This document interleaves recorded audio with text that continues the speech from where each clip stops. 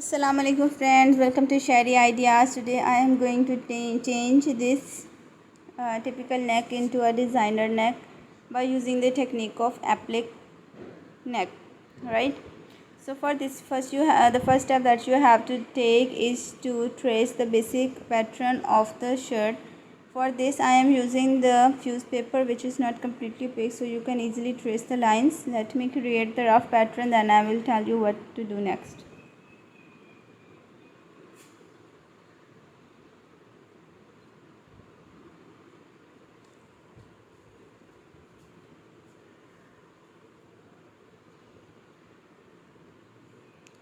So here we have created the basic pattern. Now I am going to transform it little bit. Consider the two parts of this pattern, the upper part and the lower part. In the upper part I am going to have a pattern of a simple round neck.